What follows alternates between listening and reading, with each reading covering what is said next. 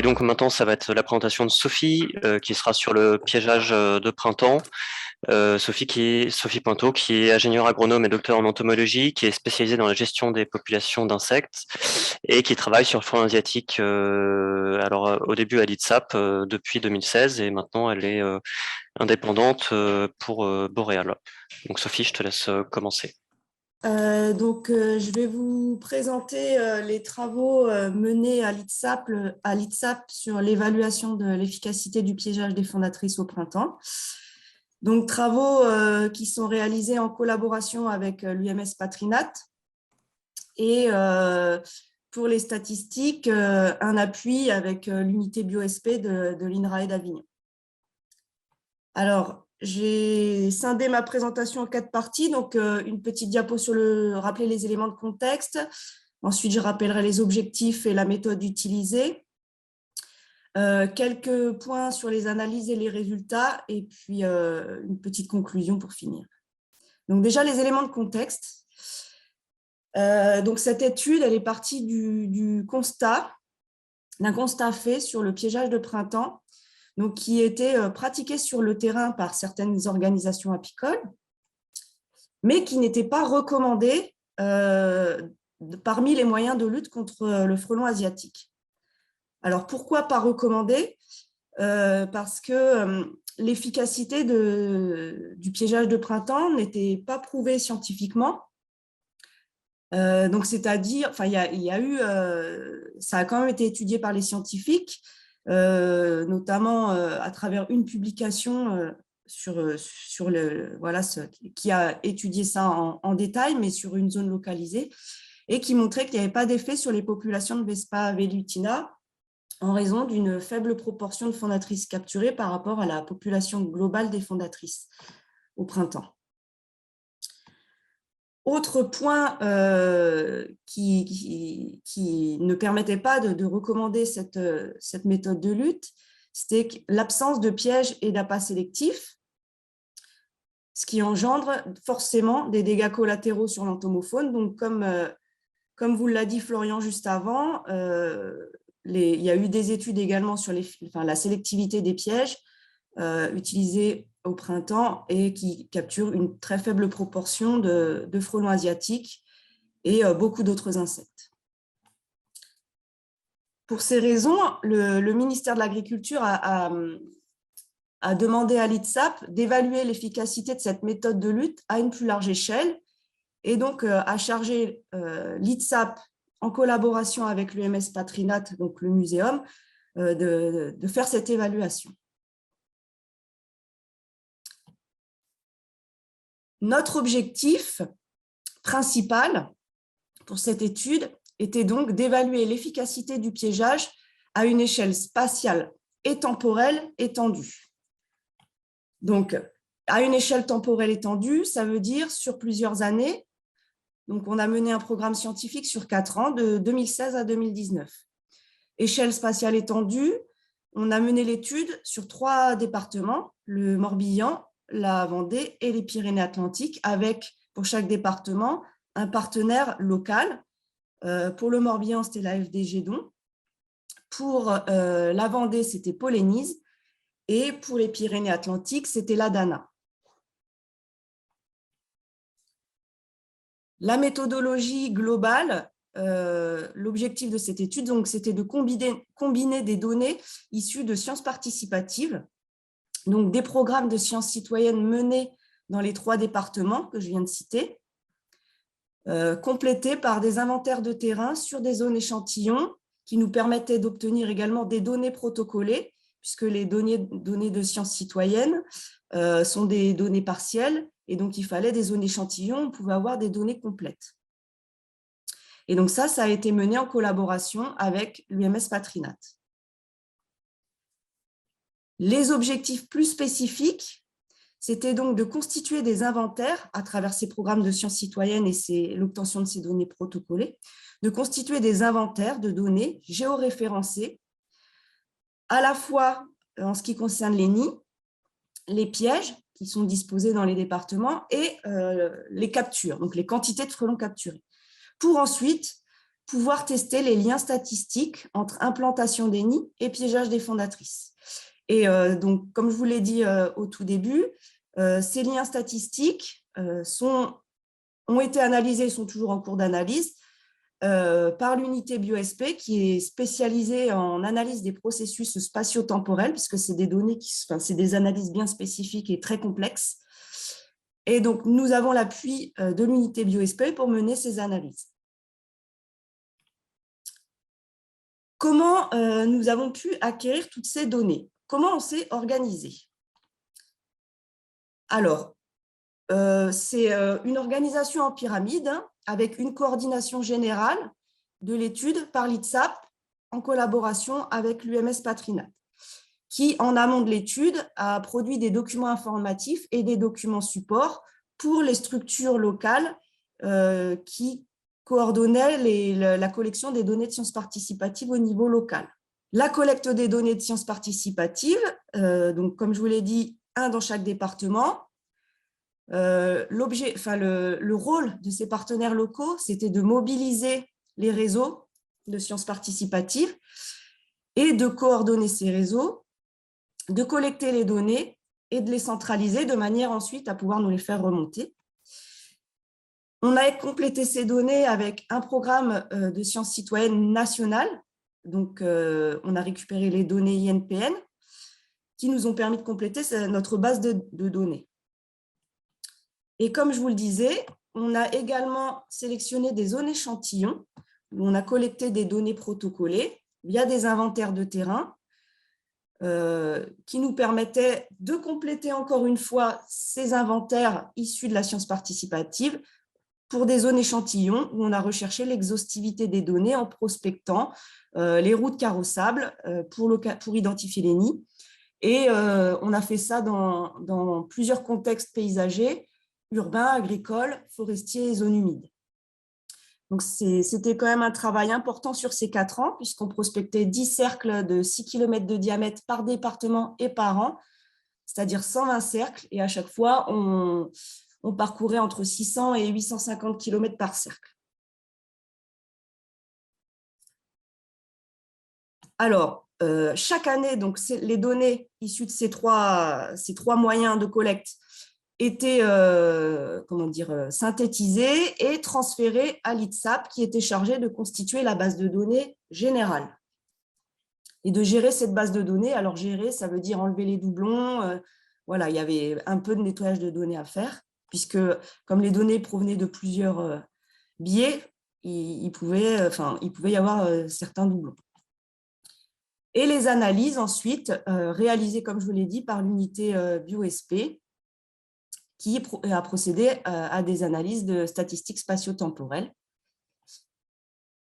Et là, maintenant, on en est au stade où voilà, on va passer au transfert et à la valorisation des données. Alors, quelques éléments sur les analyses et les résultats. Première chose, ce que l'unité BioSP a essayé de produire, c'est un modèle de niche. Pour quelle utilisation? Donc, c'est-à-dire réaliser une cartographie spatio-temporelle des nids de frelons, identifier les facteurs favorisant l'installation des nids et les zones favorables, en essayant d'identifier les différentes variables qui influencent l'installation des nids, et ensuite d'intégrer dans ce modèle les prédicteurs de niche, c'est-à-dire ces variables qui sont favorables à l'installation des nids, et l'effet du piégeage. Les bases de données utilisées pour produire ce modèle, ce sont les données protocolées, donc l'inventaire exhaustif de nids qui a été réalisé dans les zones échantillons, les données d'occupation des sols, c'est-à-dire ce qu'on appelle le Corine Land Cover, et on a divisé ces variables en 4 catégories, urbain, forestier, agricole et zones humides.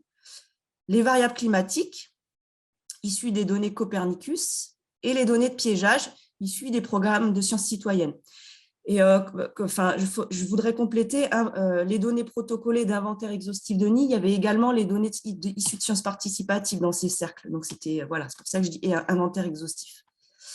Où en sommes-nous? Là, je vous présente un exemple du modèle pour les Pyrénées-Atlantiques, mais les tendances sont les mêmes pour les 2 autres départements. Donc, ce modèle intègre, comme je vous l'ai dit, les variables d'occupation du sol et les variables climatiques, qui sont les principales variables qui influencent l'installation des nids. L'année, puisque c'est ce qui nous permet d'avoir les variations, de voir les variations liées au climat. Le département et des facteurs correctifs qui ont été intégrés au modèle pour corriger, enfin pour pouvoir étendre ces projections à l'ensemble du département, même dans les endroits où on n'avait pas de données exhaustives.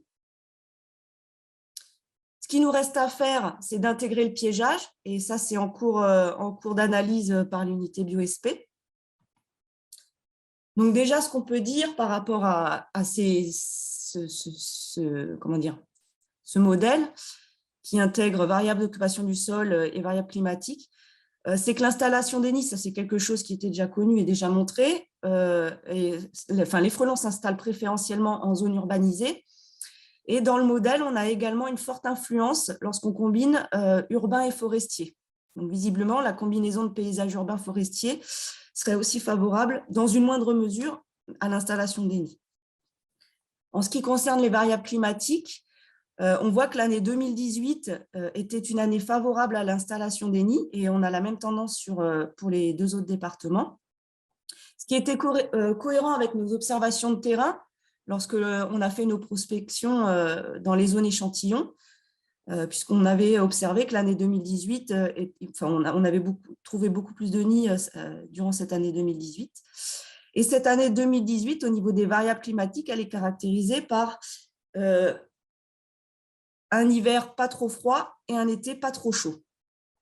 Quand je dis hiver et été, on a recalé en fait l'année sur la biologie du frelon. Donc l'hiver, ça concerne novembre-janvier, et l'été, ça concerne la période de mai à juillet. L'effet du piégeage, alors on a essayé l'unité BioSP a essayé de produire des graphiques pour essayer de visualiser l'effet du piégeage. Alors sur ce graphique-là, on compare le nombre moyen de nids dans un rayon de 100 mètres à 1 km autour d'unités spatiales, oui, je vais revenir sur les unités spatiales. Les analyses sont faites en prenant des pixels d'un hectare. Donc, ce que j'appelle unité spatiale, c'est un pixel d'un hectare. Et là, on a regardé le nombre moyen de nids dans un rayon de 100 mètres, le graphique du haut, et 1 km autour de ces pixels. Et on a comparé les pixels où, dans ce rayon, on n'avait pas de pièges ou des pièges. Donc, c'est ce qui est spécifié sur les graphiques. En bleu, vous avez les zones où il y avait des pièges. Et en noir, c'est les zones où il n'y a pas de pièges. En abscisse, vous avez 1, 1,5, enfin, c'est des valeurs numériques, mais en fait, le 1 correspond à l'année 2016, le 2 correspond à l'année 2017, le 3 à l'année 2018 et le 4 à l'année 2019. Et en ordonnée, vous avez le nombre moyen de nids pour les pixels d'un hectare et zone étendue 100 mètres ou 1 km. Donc, ce qu'on peut voir, premièrement, c'est que l'évolution du nombre de nids va suivre la favorabilité du climat selon les années, ce qu'on voyait sur les cartes avec une année 2018 plus favorable. Ce qu'on peut voir également, c'est que le nombre moyen de nids tend à être moins élevé lorsqu'il y a du piégeage. Donc, pour le rayon de 100 mètres, on a un effet significatif en 2018 et 2019.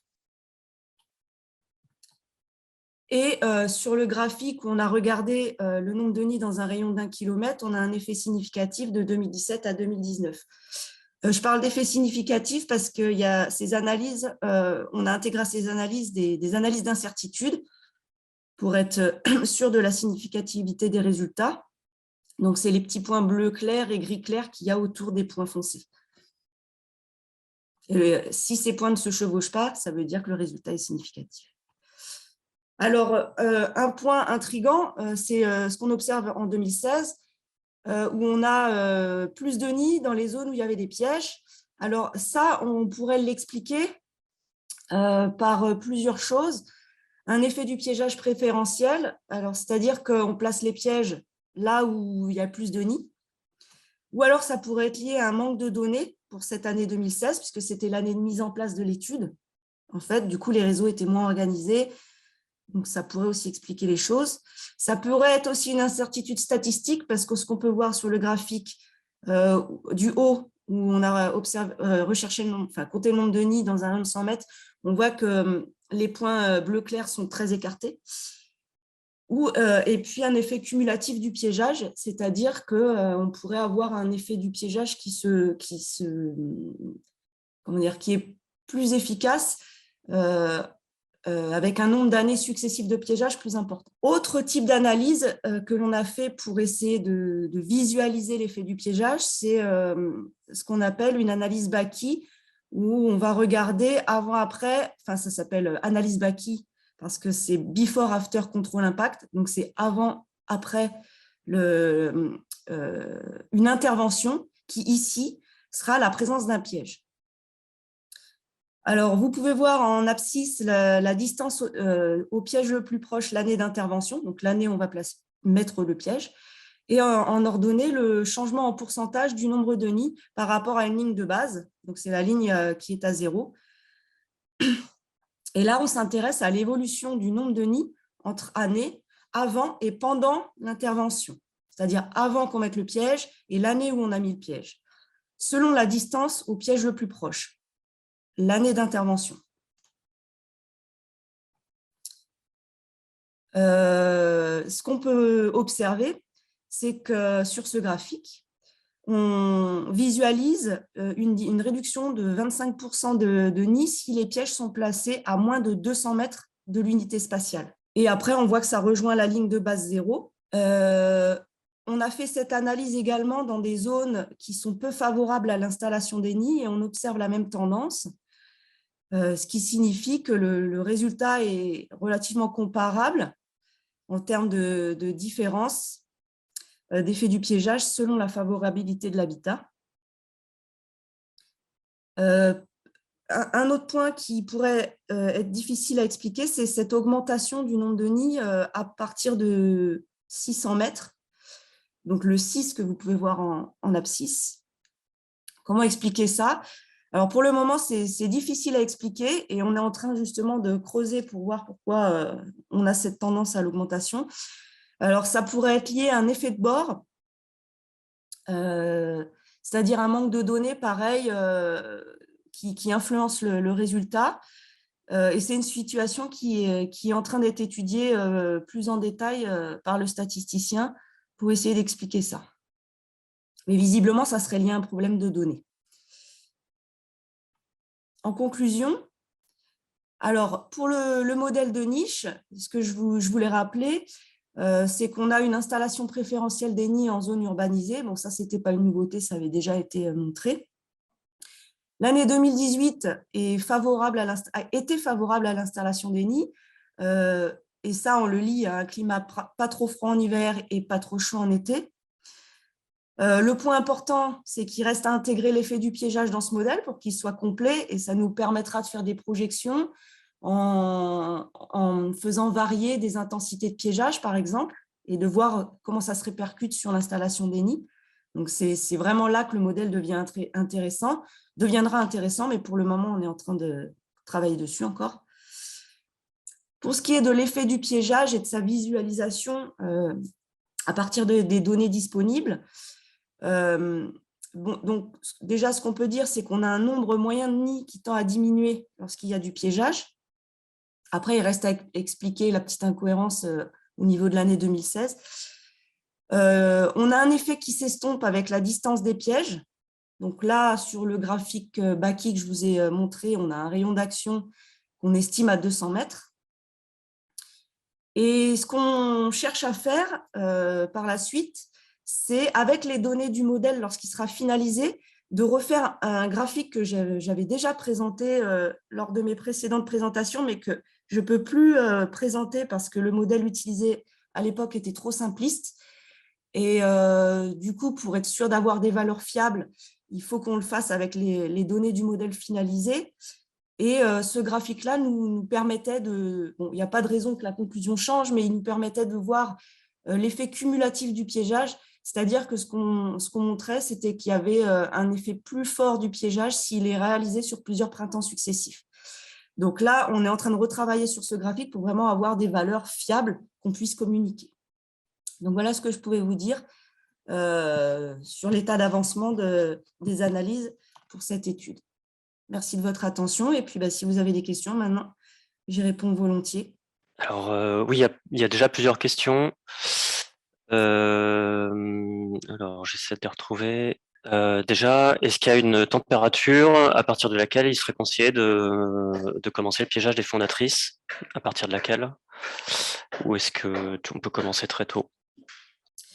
On n'a pas de température identifiée pour commencer le piégeage. C'était quoi la suite de la question? Tu peux Il y avait la température pour recommander le piégeage? Non, est-ce qu'il y a une température à partir de laquelle il faut commencer le piégeage, ou est-ce qu'en fait on place les pièges très précocement à une date précise et puis voilà. Pour l'instant, par rapport à cette étude-là, on n'a pas identifié de température à laquelle on pourrait recommander le piégeage. Mais on peut, on reste sur ce qui est déjà pratiqué, c'est-à-dire un piégeage qui débute en mars et qui termine en mai, début juin. Enfin, il y a une autre question, c'est est-ce qu'il faut en gros faire du piège de printemps pour limiter les fondatrices, du piégeage en été-automne pour attraper les ouvrières, et enfin du piégeage d'automne pour attraper les gînes avant l'hiver, ou est-ce qu'il y a des périodes où c'est pas recommandé? Alors, pour le piégeage de printemps, déjà, nous, on a identifié un effet du piégeage grâce aux données qu'on a obtenues. Après, le recommander à une échelle étendue sur tout le territoire, ce n'est pas du tout l'objet. Je vais parler pour le piégeage de printemps parce que c'est ce qui me concerne dans cette étude. Ce qu'on recommande, c'est si on doit mettre du piégeage de printemps en place, c'est sur des zones ciblées, des zones où on reconnaît un problème de forte prédation sur les ruchers, et donc des zones où le frelon pose problème pour l'apiculture. Et il y a d'autres questions plutôt sur est-ce qu'il faut utiliser un maillage régulier pour poser les pièges, ou est-ce qu'il faut plutôt privilégier point d'eau ou par exemple des zones qui attirent les frelons, des arbres en fleurs ou des choses comme ça, ou les ruches. Mais par rapport à ce qu'on a obtenu comme résultat avec un effet du piégeage pour une distance de 200 mètres, ce qu'on recommande, c'est un maillage régulier. Alors après, on est bien conscient que mettre des pièges tous les 200 mètres, c'est une grosse logistique. C'est pour ça qu'il est recommandé de le faire que sur des zones vraiment où le frelon pose problème. Mais bon, ça sera des choses qui seront abordées cet après-midi, je pense. Dans le cadre du plan de lutte, des discussions sur les plans de lutte. Voilà. Après, il y a des questions aussi sur, au final, est-ce qu'il faut piéger au printemps ou pas? Est-ce que tu peux déjà conclure, ou est-ce qu'il y a encore besoin d'analyse? Pour moi, on doit déjà terminer et vraiment conclure ces analyses pour pouvoir vraiment être affirmatif sur les recommandations. Et puis, on a toujours ce problème, oui, je voulais insister là-dessus, c'est que, OK, le piégeage de printemps, on montre qu'il y a un effet, mais la difficulté, c'est qu'on n'a toujours pas de piège et d'appât sélectif.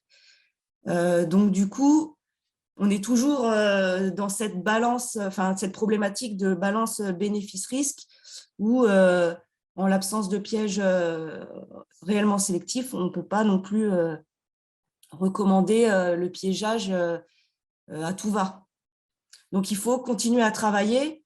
Il reste du travail à faire sur les pièges pour pouvoir vraiment faire des recommandations qui soient justes.